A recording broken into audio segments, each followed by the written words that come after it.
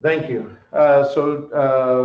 Just to backtrack ever so slightly, for those watching in arrears, the first paper is graded. I will scan and send those to folks. If you want feedback on your first presentation, feel free to email me. The guides for the next presentation, which is a week from tonight, and then the guide for the second paper, which is due later next week. Those are all on Canvas. So feel free to check those out and to contact me should you have questions. Then where we're starting with from a conversational dialogue discussion point this evening is what I've discovered to be kind of my critique of the text. I had hoped that the first half of the book would be more theoretical in nature, and then as we moved into these individual topics like business last week or marketing and healthcare communication this week, that they would deal a bit more with the real world. What we're receiving instead, to me, is an idealistic form. We're given a platonic description of what we ought to be aiming for, and there's very little help in looking at the world. The book looks at what should be, and it's not over much looking at what is and helping equip us to move toward what should be. And I just wanted to invite thoughts from others on that. I'll put the chat up, take the transcript off here.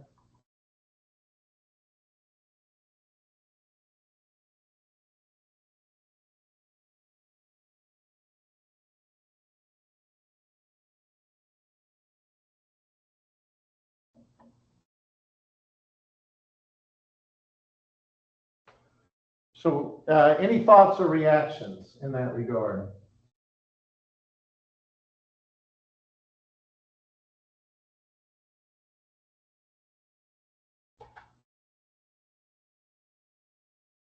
One question, and I put them out already. And I can almost hear the snoring on the other side of the cameras. Nope, I'm here. Oh, okay. Well, I'm glad to know that. I'm glad to know I have not bored you into sleep just yet. But yeah, I didn't know if anyone else had a similar reaction or what your thoughts were in that regard. I kind of, to be honest, personally struggled a little bit with like thinking about how I might kind of preemptively think about what a discussion post over this material might be. Yeah. And thinking about how I might evaluate integrated marketing campaigns or our current healthcare situation, my own personal views aside, how I might evaluate those in terms of what we currently see, just because it's kind of hard to take this and apply it. Yeah. I mean, I kind of find myself sometimes with these particular topics feeling like, okay, well, I guess we're in a situation where it's hard to evaluate on a good to not good spectrum where we may fall for any, where any particular marketing campaign falls, or yes, where any particular healthcare situation falls, when I don't have anything to bridge the gap between theory and practice. Right. Yes. I mean, even their illustrations are brief and sparse. Even if they simply just provided more illustrations, more real world illustrations of what they're talking about, even that would be helpful. But we just don't have very much in that regard. So to I me, normally that, like to be the voice of disagreement or devil's advocate, but I mean, as far back as chapter 1, I just have handwritten through my book, how. yeah, There are so many comments. I'm like, well, that's great. How? yes, yeah, yeah, and you know, my thoughts early on in the book were that it was intended to get us thinking. All right, my hope for the text was the first half was going to get us thinking and equip us then when we turned to these individual topics to look at the how. But instead, to my dismay, I discover that it is still absent the how. And again, this is not communication morals. This isn't telling us right and wrong. This is communication ethics. And ethics is supposed to be applied. And there just isn't very much applied in the text. I mean, I think there's still plenty for us to discuss this evening. And part of our work is to think about how to bridge some of these gaps. But it was interesting. I mean, even I was trying to think. There was an earlier, even in some of the earlier chapters, we had wrestled with this a little bit. But now that we're to these chapters, it's just become more pronounced. I mean, it's as if the textbook does not want to criticize in much of anything. You know, when we looked at the 7 different types of communication ethics that they put forward, they did a great job describing what's wonderful about each of them. I had to make all of you identify where their shortcomings were. And I mean, we're talking about marketing. How easy would it be to point out what's wrong with marketing in the world? How far short so many of the marketing campaigns out there, you know, how far short they fall of what these ideals are. We don't have to spend a lot of time discussing this, but that frustration, Faith, in terms of thinking about the how, it in particular boiled over for me this week, so I just wanted to check to see if others were feeling in similar fashion.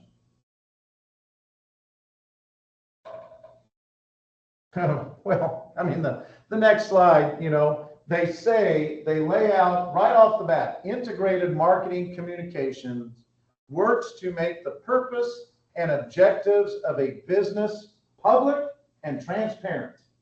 And, you know, my comment is, really? That's what marketing is doing? Because I don't see that. You know, we have, you know, and let's put the 2 topics for tonight together, marketing and healthcare. First of all, my dad had a phrase, I ought not repeat it, but my dad had a phrase about how he felt when they began allowing pharmaceutical companies to advertise medications on TV. That used to not be the case. I don't know how long ago that started, but I mean, for the majority of my life, it seems like.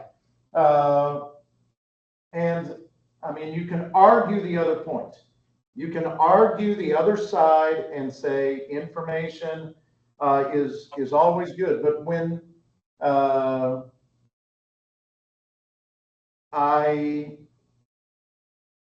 have a hard time watching or listening to any of those pharmaceutical commercials telling me to talk to my doctor about this medicine and whether or not it's right for me, as if I know in that regard. And they always show, these happy scenes of people going out and living their lives. And then what's the last 15 seconds of the commercial? Double speed, side effects. Yes, yes. The last 15 seconds is a sped up listing of all the potential side effects that include your bowels bursting out of your body and sudden death, and so it just for them in the very first paragraph on the first page to say that the point of marketing is to be transparent. It just, the stark contrast between the is and the should be stood out to me rather, like I said, rather starkly.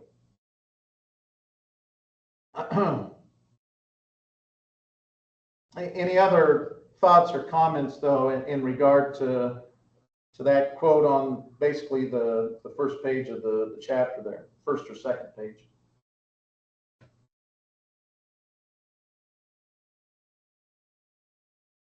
Oh,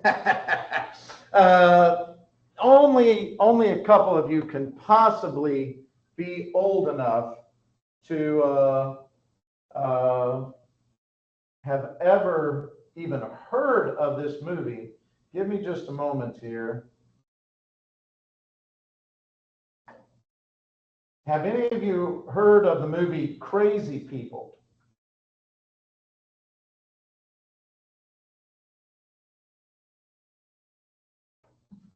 It's a Dudley Moore movie. He plays he plays a marketing executive who has a mental health breakdown, and so he starts creating honest marketing campaigns. And so I just want to play you this minute and a half scene here. Let me get back to where we are. All right, let me share the screen.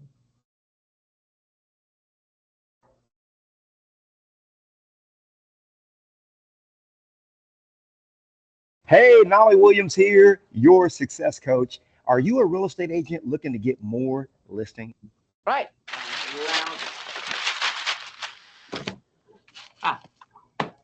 Oh, this is lovely. Truth and travel? Huh? Forget France. The French can be annoying. Come to Greece. We're nicer. So? We're nicer. The French pride themselves on being annoying. In Paris, they have contests. I mean, they're eligible for huge prizes. Quaker Oats.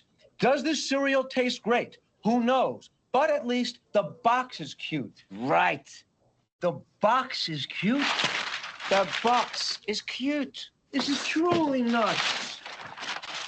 Jaguar, sleek and smart. For men who'd like hand jobs from beautiful women they hardly know. That's what all of these ads really mean. Men buy these cars because of it. So why don't we just come out and say, hey, we know what you want. Here it is. This is for that. This is getting scary. So what? Oh, wait, let's go for a walk.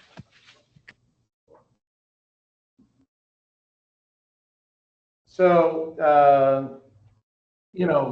and there have been other movies or TV shows that have probably had, the movie Liar Liar with Jim Carrey as an attorney, legal communication ethics, a very similar kind of circumstance there. But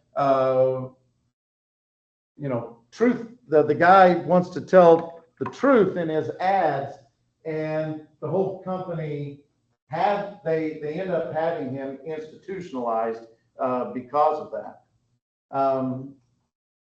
Oh, and then I put some actual ads into the slides for tonight. The old cigarette ads. Your dentist recommends Viceroy's. The most interesting man in the world for Dos Equis. Red Bull gives you wings. We can all, I mean, there is very little truth in advertising. And we don't need to do this. I don't need everyone. But what are who would be? Can folks identify? Can you identify any organization out there, any for-profit entity that you would say markets in an ethical manner? Can we identify? What have we got here? Poopery. I'm not for sure I'm familiar with that one.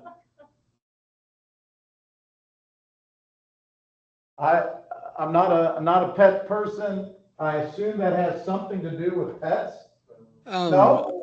Oh, I'm gonna come off mute for a second here, Dr. Cobb. It's a before you go to the bathroom spray. They have very transparent marketing that I think is very hilarious. I'll try to post a video in the chat in a moment if that's okay. All right. Yes, please do. That I've never even heard of it. I mean, and to be fair, I don't watch a lot of TV, so I don't see a lot of contemporary ads. But anyone else have a for-profit entity out there that you would say markets in an ethical manner?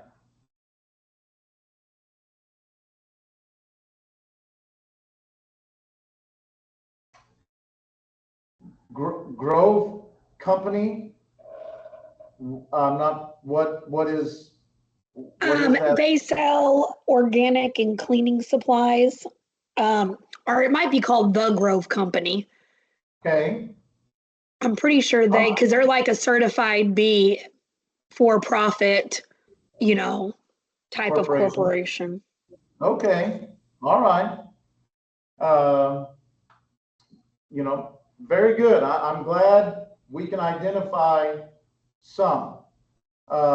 It's just, from a marketing standpoint, the very first night of the class, when we were going over the syllabus and I was talking about communication ethics, I said, we're taking this class, we're reading this text so we can learn what we ought to do and what we ought to avoid. And if we were learning communication ethics for what we ought not to do, it would be called marketing. We just,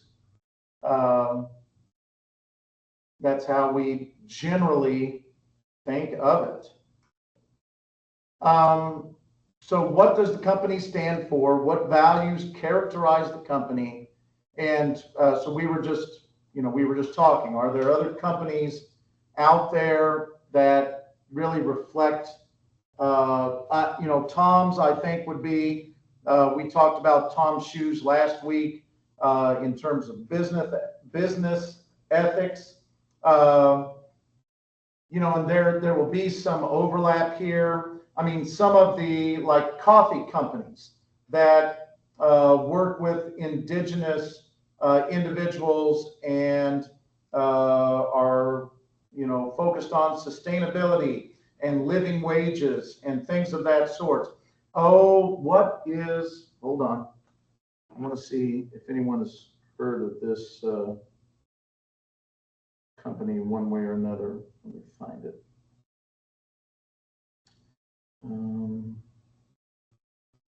What is it called?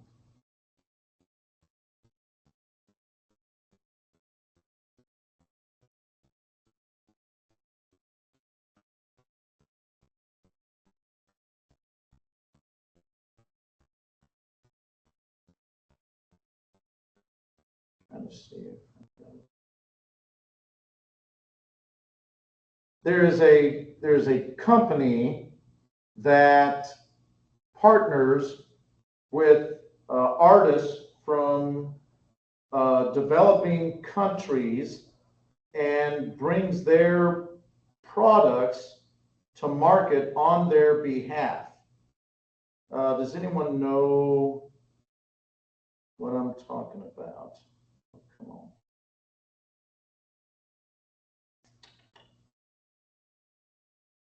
I'll have to,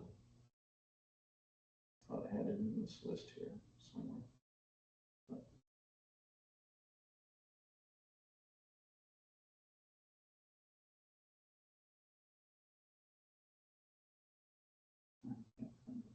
Quickly.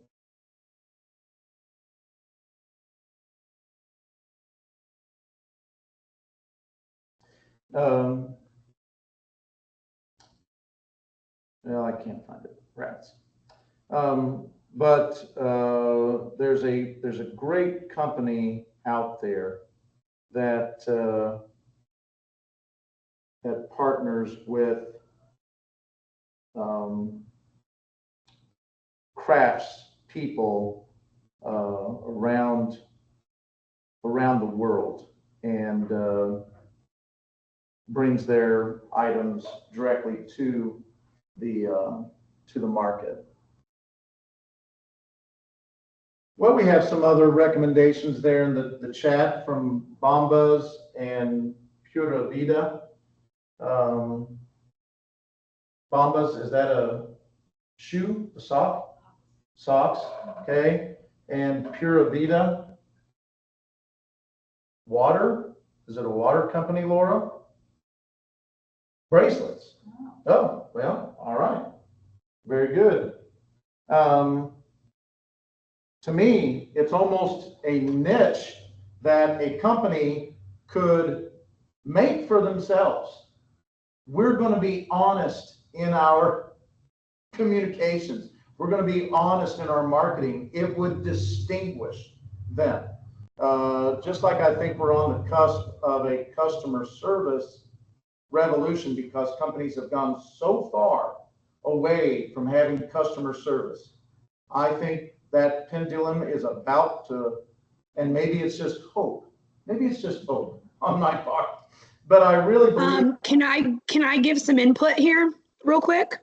So what you're talking about, I'm in customer service. It's what I do. I've been doing it for 20 plus years.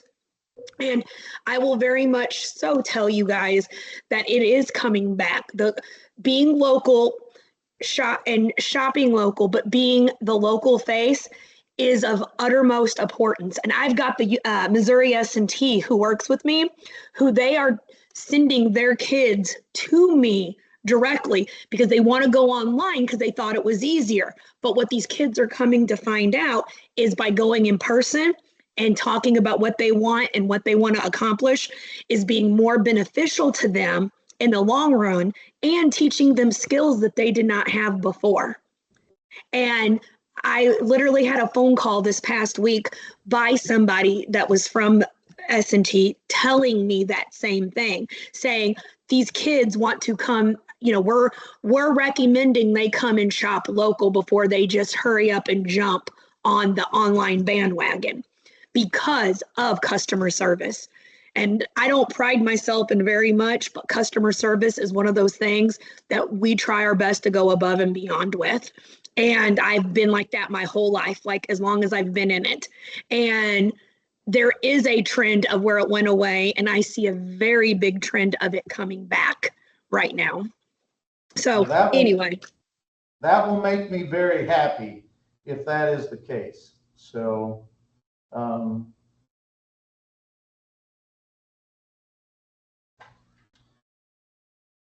right. Any examples of marketing campaigns that any of you can think of that proved disastrous for the companies that came out with them? Have there been companies that came out with a particular marketing campaign that did not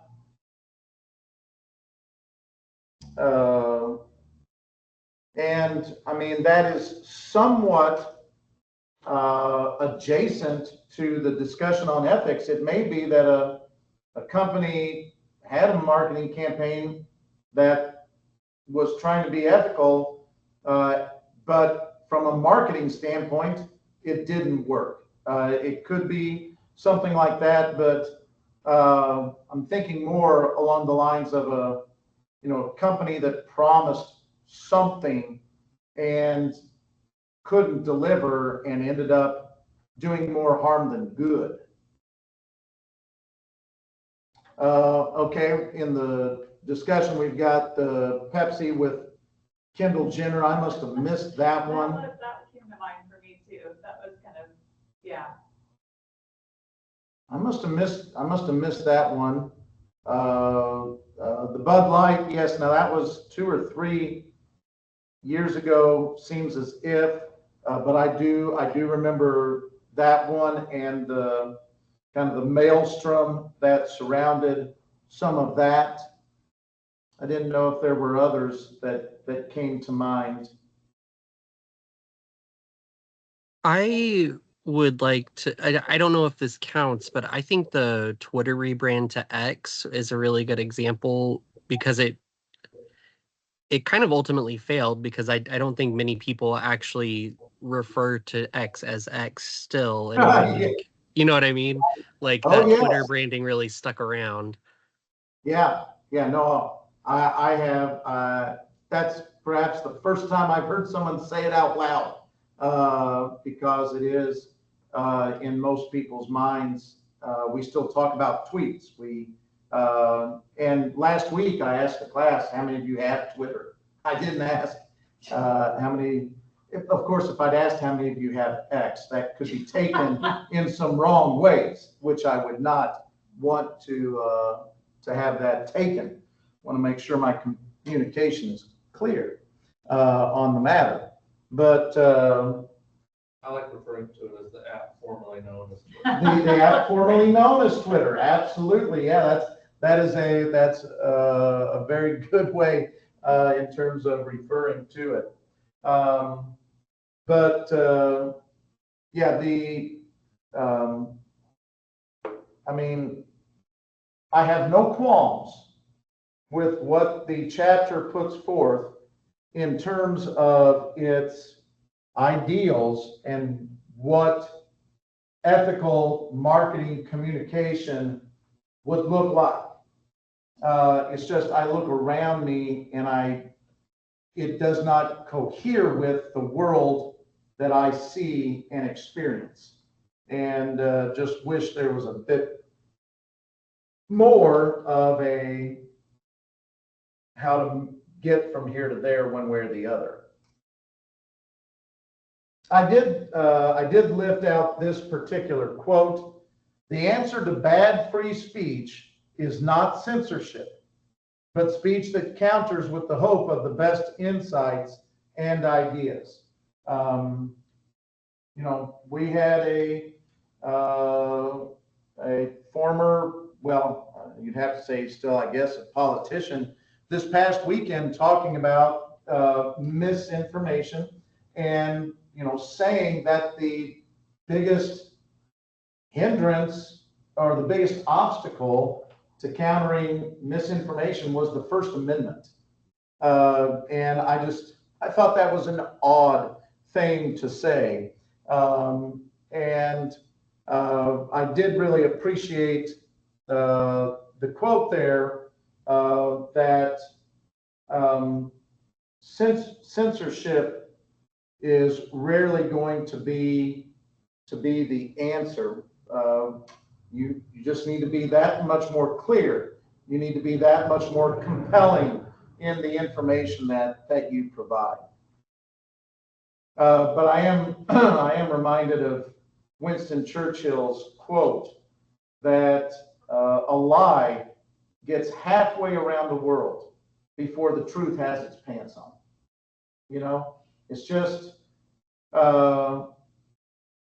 we live in a world where communication is so fast now, and we've seen this in journalism. We talked about journalism a few weeks ago, and you know, the emphasis for journalism was always right and fast. You wanted to have your information had to be right, and you wanted to be first to have it out. And what we've seen now in a lot of different kinds of journalism is in that desire to be first. Sometimes information that gets put out is not accurate. You know, we've talked some about sports this evening. You know, there was a big issue, I want to say last year, where a very well-known sports journalist announced a trade, and the trade had not happened. He was wrong. And that desire to be first will sometimes overshadow the importance of getting things right. And think about newspapers. They can get a headline wrong on the front page. Where do they put the correction? They bury it at the bottom of page 3. So it's just, oh my, I must have missed that Pepsi ad. Wow. I don't know how I missed that, but I totally missed that. All right. Any last thoughts on marketing communication ethics before we move on to healthcare? Oh, yep, yes, Cosette, that's another example there in terms of the journalism type stuff. All right, so with healthcare, in what year of med school, first, second, or third, or any combination thereof, in what year of med school do prospective doctors take a class on medical ethics? What would you guess? First year? First year, all right. Anyone else? So can I just, is it one of those 3? It Because is. my guess is that they don't. They do not. You can look up the curriculum to any med school, and unless things have changed in just the past 2 or 3 years, the last time I checked, most of your major medical schools do not have a class on medical ethics. In what year do they take a class on bedside manner? Yeah, they do not. And we've already talked about in class how they have changed the Hippocratic Oath. I mean, 50% of European doctors take no oath, but the Hippocratic Oath has changed here in America, and they have taken out what used to be the very first line. First, do no harm. And obviously, we're talking specifically about communication ethics. But this is, I mean, this is an arena, you only have to have one bad experience with medical communication ethics, and you are scarred for life. And given the nature of the work that I've done with my life, I have far too many stories dealing with medical healthcare related communication ethics. When I was pastoring a church full time in Iowa, we had a young lady, 37, contracted brain cancer. So I went with her family, her parents, over to the University of Iowa hospital where she was being treated.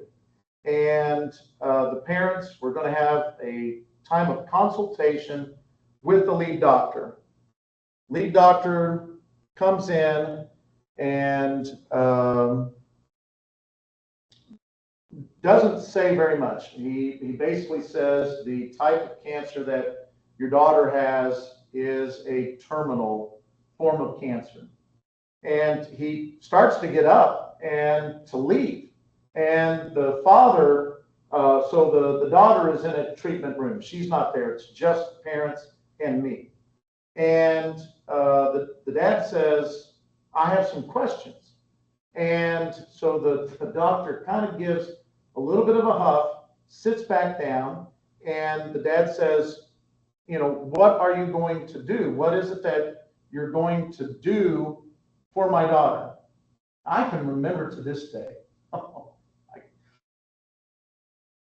The doctor says, it doesn't matter what we do, your daughter is going to die in 6 weeks. And you could just see the dad just collapse in his chair. And he said, well, I guess I don't have any other questions. And the doctor got up and walked out. Man, oh, goodness. Had an employee that worked for me who was killed in a car accident, tragic. She was actually, so she'd been diagnosed with cancer. She was going to St. Louis to be treated, I think at Barnes Hospital up in St. Louis. Her husband was driving a vehicle in front of her. Because she was going to be up there for a long time, they were taking both of their vehicles. A car comes up over a hill, sideswipes the husband's vehicle, and head on runs into the wife's vehicle. And the employee, my employee, the wife, is killed in this head-on collision. The insurance company sent a letter to the grieving family denying her life insurance claim because she did not receive resuscitative efforts at the scene of the accident.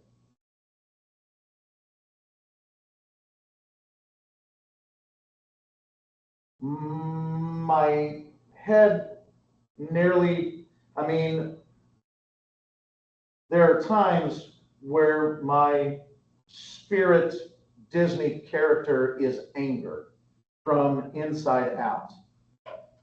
I mean, I just can't imagine sending that letter to a grieving family. And so, I mean, she was pronounced dead at the scene. There was no resuscitative effort to be given. We appealed. They eventually did pay the claim. But I told our insurance agent for the company for which I worked, we are not going to do business with that insurance company for anything ever again. When it comes time for us to do our renewal, we are going someplace else. And I had the backing of my CEO. And my benefits agent tried to say, Alex, I realize you're upset, but every life insurance company would have done this same thing. I said, I don't care. This is the only way I can express my disdain and my disgust and my utter contempt for their practices. And we're not just leaving them for life insurance, because we had them for dental, we had them for vision, we had them for accident insurance. And I said, I'm not buying a stick of gum from that company ever again. And so when we did our renewal, we went elsewhere. And that's the problem. I've got a slide on this, just two down the road here. You know, the chapter so much focuses on the relationship between the caregiver and the patient. And the problem with healthcare communication ethics these days is the insurance company. You're dealing with the insurance company. Before I go into this, does anyone have their medical insurance with Cigna? Anyone have their medical insurance with Cigna? Did anyone see the story? It came out about a year ago about Cigna. Did anyone see this? Not anymore. Good for you, Timothy.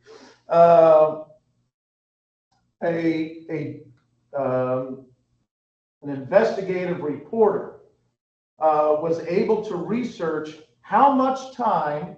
So Cigna employs doctors. They employ doctors who receive requests that come in. So if I've got something wrong with me and my doctor says you ought to have an MRI, the best thing for you, we need to do an MRI. So what happens? It gets sent up to the insurance company. They have their doctors review it, and they make a decision as to whether to approve the procedure or to not approve the procedure, to approve the surgery or to not approve the surgery. They were able to determine how much time Cigna doctors spent on every request that came in for treatment, for procedure, for surgery. What would you guess was the average amount of time that was spent reviewing medical requests for treatment, procedure, surgery? Less than 30 seconds. 30 seconds. 1.5 seconds. Deny. Yes. What does 1.5 seconds give you? All it allows you to do is to hit deny, deny, deny, deny. And man, that article that came out was just devastating to Cigna, just devastating to them.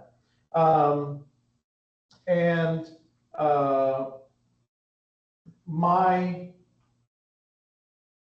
counsel to all of you, if I could wave a wand and have every student take 2 classes, these are the 2 classes I would have them take. I would have every student take a class on logic, because logic helps you identify faulty reasoning.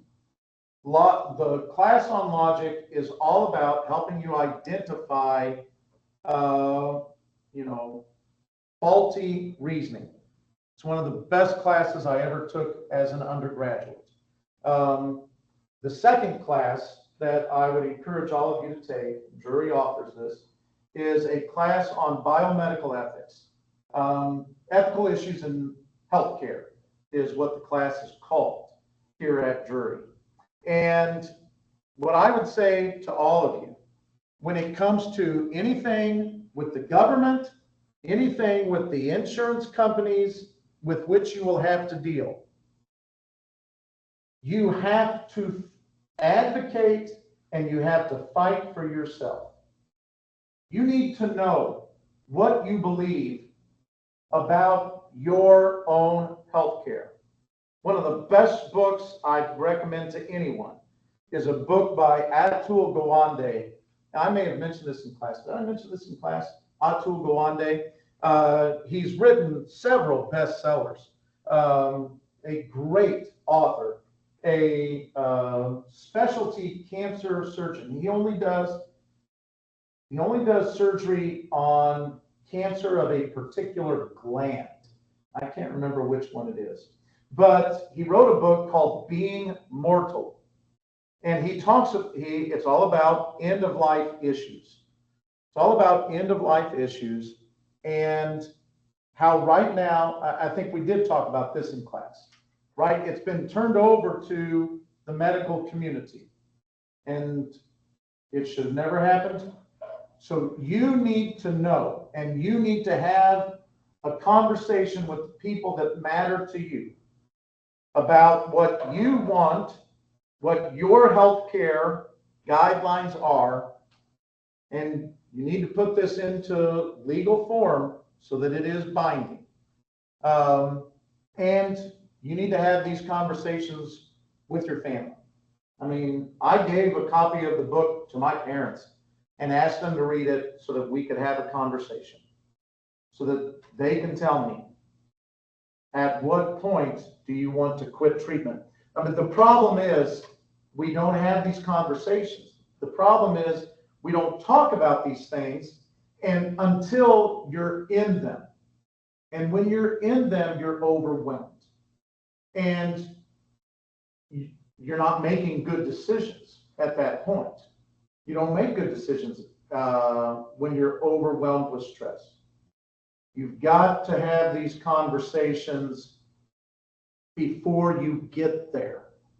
And yeah, Being Mortal, Atul Gawande, thanks for putting that in the chat there. I would recommend that to all of you, that the class on medical ethics, ethics and healthcare related issues, you're going to deal with this your whole life. You're going to have your parents dealing with issues. You're going to deal with issues. Your children are going to deal with healthcare issues. You've got to know what you believe. And at the very least, you have to advocate. And with most things, you are going to have to fight. You're going to, because the system is set up to make you want to give up. One of the things I did at my previous employer, I was a navigator for the Affordable Health Care Act. So individuals who qualified for assistance, they would set up an appointment with me. I would walk them through the website and help them identify what their options are. They would choose if they wanted and I'd help them enroll. And I don't know how many of you have had to deal with the Affordable Health Care Act website. But for those of you that don't remember, when it first came out in 2013, the first day it opened, it was shut down. And it was shut down for 2 months. And there have been problems with the website that have existed from day one. Did I tell you what branch the government? Oh, yes, okay. All you need to know about the Affordable Health Care Act is which branch of government oversees it. It's the IRS. The IRS does not care if you have health care. And there are inherent glitches and problems and less than ethical communication on the website. It's designed to be confusing. And I mean, one of the other things I did was I helped people with their appeals. The government the website would create a glitch and kick people out of their health care or take away the subsidy that they received. And I would tell every single one of them, I will fight for you. you have to fight. You cannot give up. You cannot give up because healthcare systems, governmental systems, insurance. I mean, I hate to be a little black rain cloud in this regard, but there's a great scene in the movie The Incredibles, the very first Incredibles movie, when Mr. Incredible is working at the insurance company and he helps the little old lady, and the boss is so upset because she penetrated the bureaucracy, and it's just it's funny because it's true. So you have to know what you want. You have to fight for it.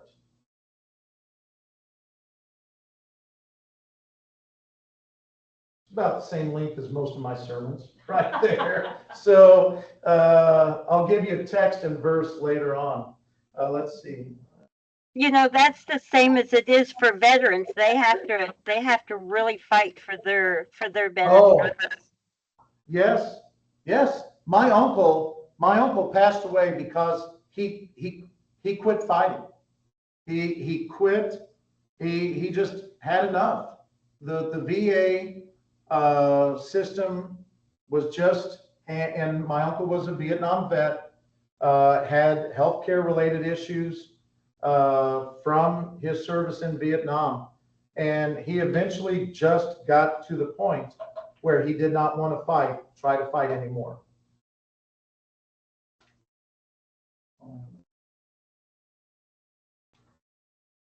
Yeah. So you've got to know what you believe. You've got to communicate that in a manner that is legally binding to the people who will care for you. And I encourage all of you to have those conversations with your loved ones. Because what percentage of the American, I almost said GPA, what am I thinking of? Our gross national, our GMP, what's it called? GDP, gross domestic product, thank you. Our GDP. What percentage of our GDP is healthcare related now? What would you guess? 25% of our economy. 25% of our economy now is healthcare related.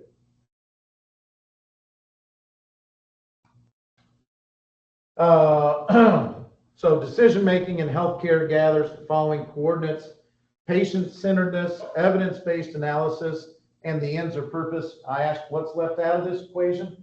Your insurance company is left out of the equation. And I mean, how many of us know physicians that are not happy anymore with where healthcare has gone? I mean, I personally know several physicians that have told their children not to go into medicine because of what the industry has become. And they get so little time with actual patients.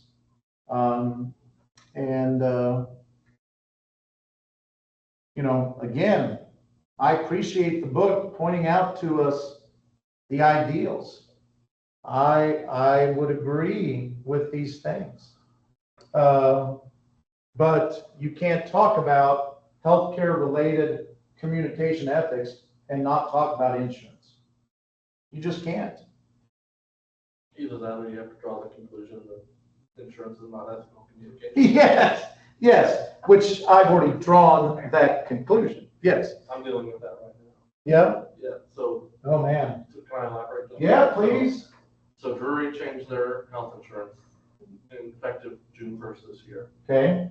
So when I got my new insurance card, I always wait a little bit for my physical because I don't ever want it to be around the new insurance time.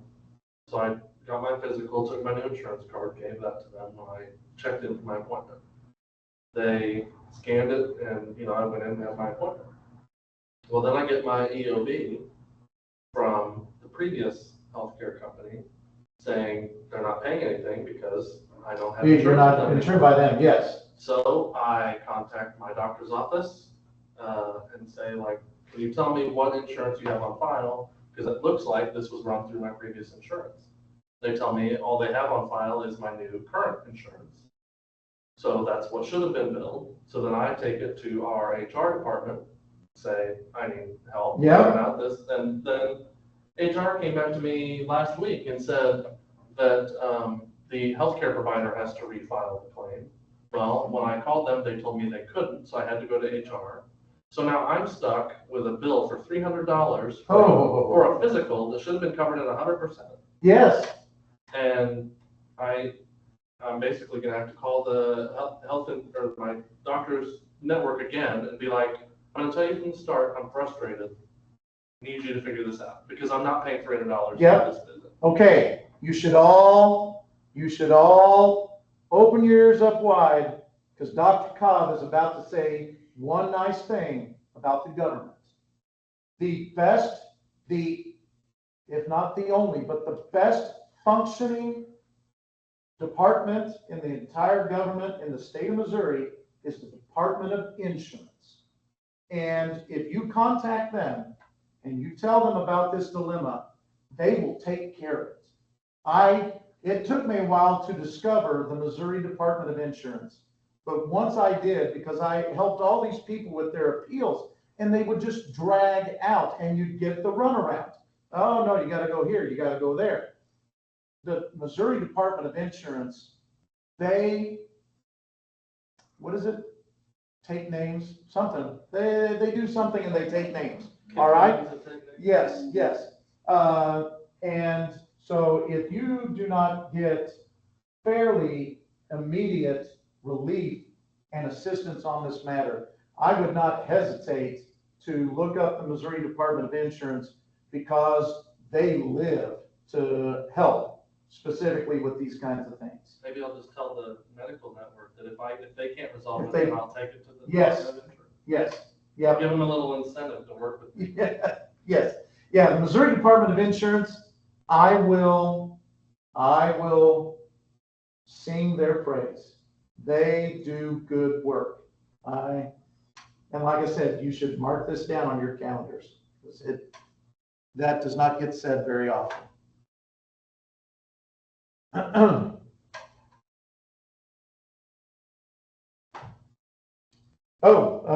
Tim confirms. Oh, that's always nice. My best friend works with adults with autism. The Department of Insurance can make stuff move. They're like a really scary can of WD-40. I like that. I like that. So, yes, I would commend them to your attention. Anybody had any experience with them working with TRICARE? Oh, TRICARE, that's also veterans related, correct? Yes. Yeah. I know, and this was also a great resource. I'm trying to remember who inherited, our local representative used to be Billy Long. Billy had a person in his office just dedicated to veterans issues. And they did great work. And I believe Billy's successor has kept that same person. So for anyone that's in the local district, I would, and I forget the guy's name that succeeded Billy, but they had a person dedicated just to helping veterans. And you might contact your local U.S. representative to see if they have somebody similar in their office, if you're facing an issue. Because yeah, whether it's the VA or TRICARE, I've not always heard very good experiences. So, oh, do I need to let somebody back in?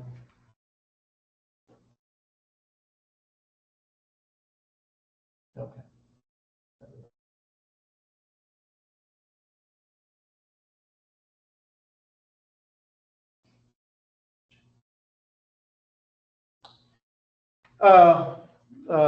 The next question I had is, should doctors be required to provide bedside manner? Should, and it goes back to the very first question, I skipped over it because the conversation led us there, but the chapter started with the difference between hope and optimism. What was the point that the authors made? Do you agree with it? And do doctors have a responsibility to be purveyors of hope or optimism?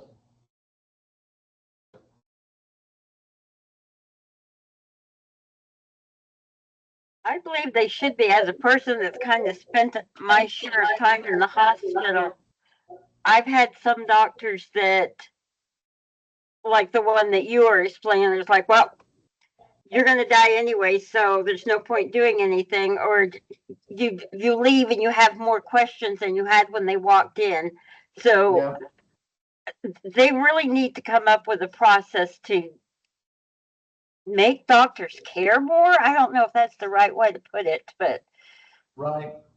Yes. not be so harsh. When you said purveyors of like hope and optimism, I would like them to. I don't necessarily think they should or there should be required. But I do think there is a level, like Nancy's saying, of communication that should be expected. Like and again, it goes back to like how many seconds or minutes or whatever they're spending so before they move on to the next person while you're sitting in the waiting room forever, and, Yeah. that sort of thing. But there should be a level of expectation for like clear communication. Yep. And allowing your patients to ask questions and follow up, especially if you're giving them devastating news. Yes. Or life-changing news. Yep. I feel like that should be an expectation. Yep. At a medical appointment, what's the average number of questions that a female patient will ask? What would you think? The average female will ask 6 questions in a doctor's visit. How many questions does the average male ask? 0. Yeah, 0. Yeah. So there's something almost intimidating about the doctor's office, and there's almost a part of the back of our brain that doesn't want the answer. You know, there are so many communication dynamics taking place in a doctor's office. It merits its own research and study because people can have questions that they want to ask, and they get into the office and they don't ask them. They forget them. They whatever the case may be. But in trouble. Yes, yeah, Cosette, your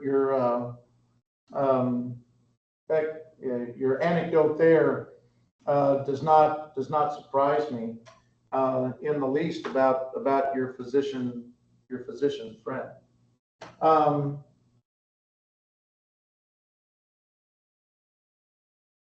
Really quick, Dr. Cobb. Oh, sorry. Yeah. Oh, I was gonna kind of echo what other folks were saying about the bedside manner part. I think in an ideal world, yes, it would be, but I kind of see it like the newer movement in law enforcement to have like de-escalation specialists or people who aren't law enforcement that respond to like mental health issues and things like that. because it is kind of a different set of skills, right? And like, I think sometimes the people that are good at, you know, the logical diagnostic, like textbook side of doctoring probably aren't so great at talking to people in like a really approachable way. Um, I just had a meeting with a doctor not very long ago. Very, very kind person, but like just the way that he spoke was very like very matter of fact and honestly like put me off a little bit. The care that I received was really, really, really wonderful. But I I don't think he's a worse doctor because he wasn't great at communicating. I think there probably should have been another person there to do that part. Yeah. Um, and I don't know, maybe that's gumming up the works a little bit, but I know there's been really great outcomes with law enforcement having those de-escalation specialists. Um, I'm just curious if there's a similar thing in the medical field. Yeah. Yeah. No, that's a really good and interesting point, because I mean the focus is on healing. The focus is well, when it's curative. I mean there's a difference between curative care and palliative care. Palliative care is related to when a person has said they want to stop treatment, and then the emphasis changes to making them as comfortable as possible, and things of that sort. But when it comes to healing, there are studies after studies that show the importance of a person's attitude. Studies after studies that show the importance of their perspective on things to healing. And I mean, this may be the least of the overhauls that our healthcare system needs, but I really like your idea. If a physician, if a doctor knows he has a shortcoming in the area of communication that helps the patient heal, bring somebody alongside you that's going to help with that. Because the book it's this book that mentions Viktor Frankl. The people who have a why can survive almost any how, and that is nowhere more true, I think, than in healthcare. So I think there is a responsibility there. I mean, the difficulty is attitude and mindset aren't, you can't x-ray it and find it, and doctors often have a difficulty with things that aren't cut and dried. But I think there is a responsibility there in terms of compassionate care, one way or another. Personally, my position would be that, to answer the question of whether they ought to be required to have some sort of bedside manner or something like that, my personal position would be that they ought to be required to ask the patient what they want. Yep. So if I'm somebody who is fine with a cut and dry, no nonsense, just give it to me straight type of approach, like Timothy was saying, then I can express that to my doctor. Or, if I want it to be sugarcoated a little bit, yes. kind of a, right. I've got good news and bad news, which do you want first? I would like to see that approach. And, give it to me situation by situation. Don't note it in my chart that I always want this type of explanation. Right. But on the surface, that seems hysterical because it's like, what do you do? Where do you fall on the sensitivity scale? How am I supposed to interact with you? But in Yeah. reality, we are such different people that it's a really good suggestion. Yep. Well, I mean, like part of it is just thinking about like what the book defines as healthcare. And like the first sentence of the quote, at least in the third edition, Yeah. very first page, healthcare is grounded in caring. If you care about me as a person, you'll want to care about how I want the news delivered to me. Yeah. Yes. Yep. No, I would absolutely, and see, there's been this huge change in the healthcare system. I mean, I would guess that most of us, I hope all of us, have a primary care physician. I would hope that we do. But there's this trend in healthcare where if you're needing actual treatment, you're going to see a lot of different faces. And it's almost like having a moving target. It's almost like no one's taking final responsibility for this treatment. It's a little bit how restaurants have one person that seats you, one waiter that waits on you, and somebody else that brings you the bill. They're trying to eschew the relationship. We've talked about customer service earlier tonight and how so many companies don't want to serve you. And unfortunately, it has, I think, bled over into the healthcare industry where they are trying to minimize the relationship. And I think it's to the detriment of actual care, actual health care.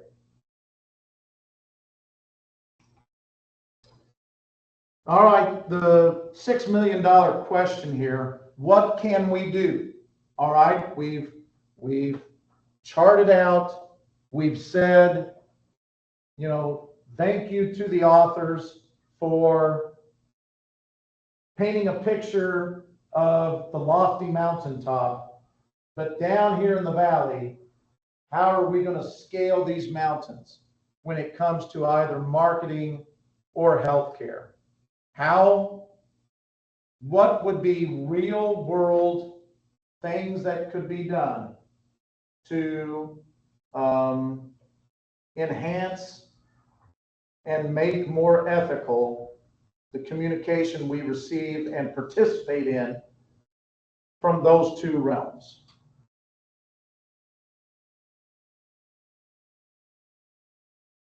I think that if they had a universal communication plan or I don't know if universal is the right way to put it, but everybody talks a different language, especially insurance and in healthcare. Maybe something a little more, what's the word I'm looking for? No, I understand. I think, correct me if I'm not taking this right, but a standard for every company that says, okay, this procedure is coded as 101. And so that there is a common language when it comes to those kinds of things. Is that along the lines of what you mean? Yes.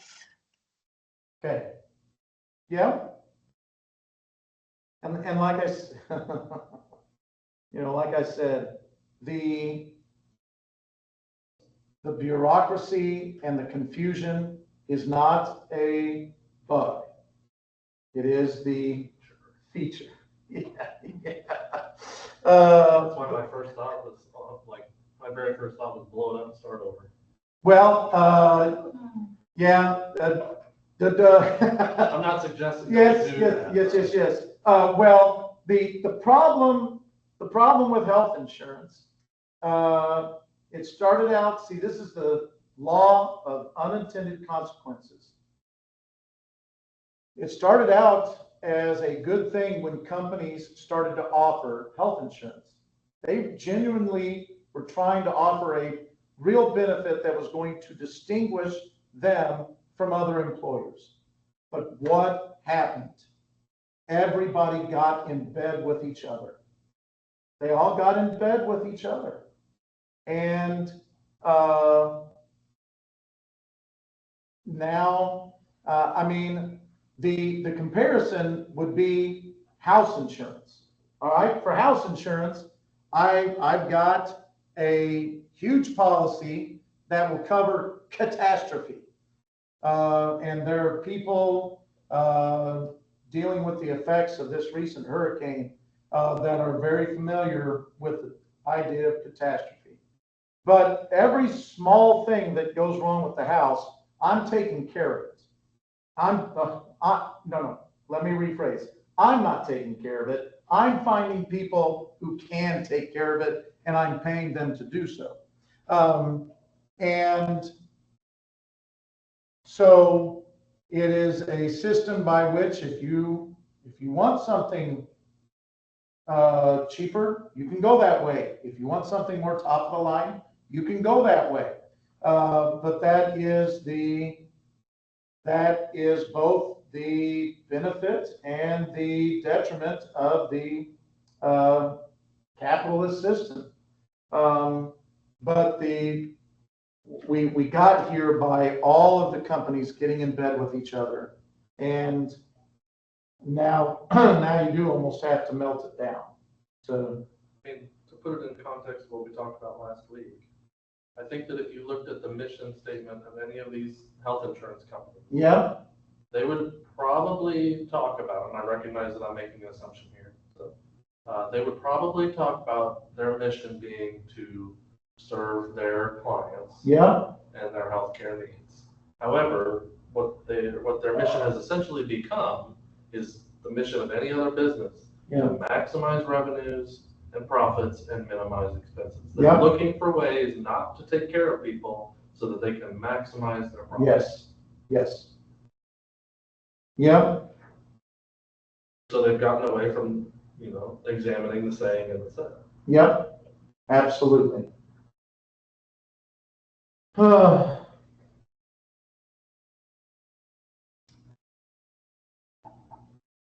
Yeah, we're at a point now, certainly with healthcare, where small steps aren't going to fix this. Band-Aids aren't going to fix this. You cannot cross the Grand Canyon with 15 small jumps. You got to be Evel Knievel, and you've got to take it all in one jump. And the problem is we have a system all along the way, politically, economically, whatever, where people just keep kicking the can down the road. Nobody wants to really do what's got to be done. They'll give lip service, but when the rubber meets the road, they're not willing to do what's got to be done. But the writing's on the wall. I mean, we're headed to some very not good directions with this. Oh, okay. Oh my.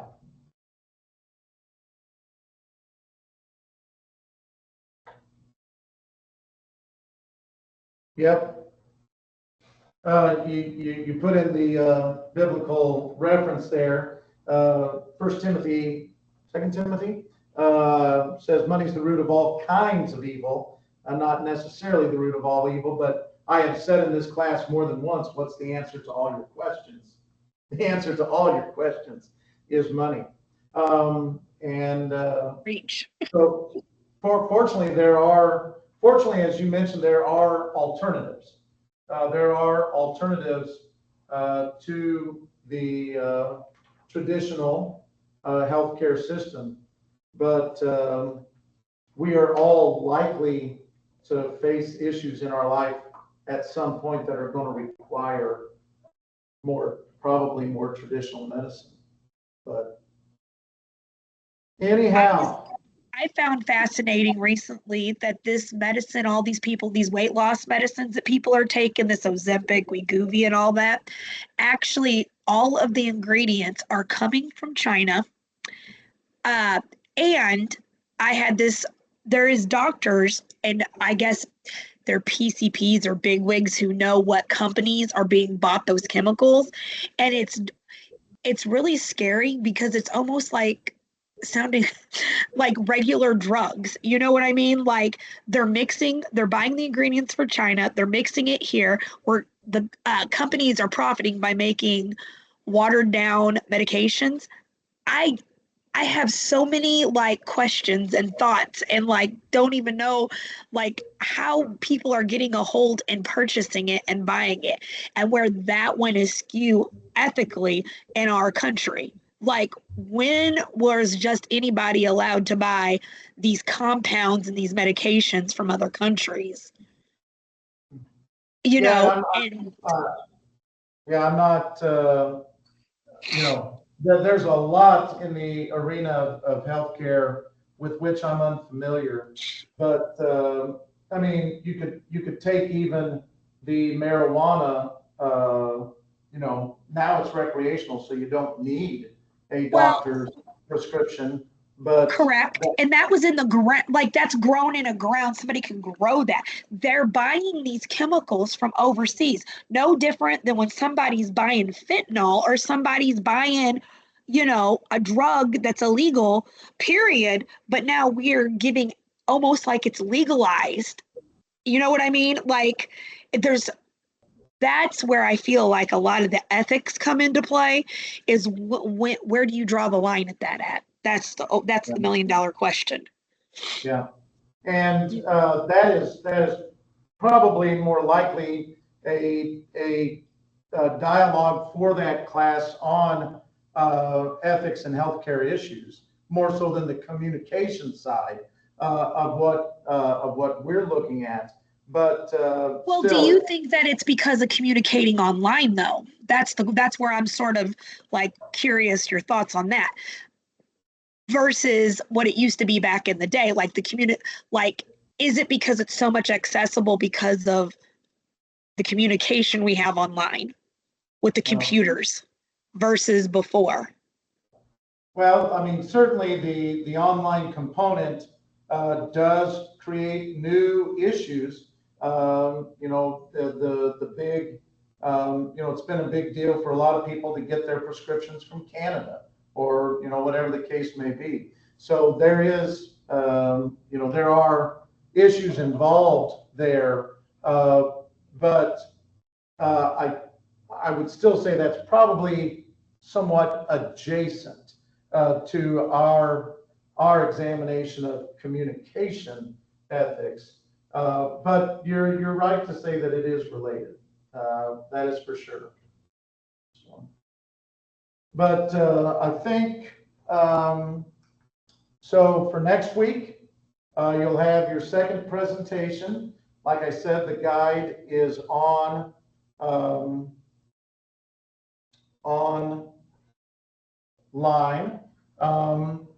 and then the paper is due later next week.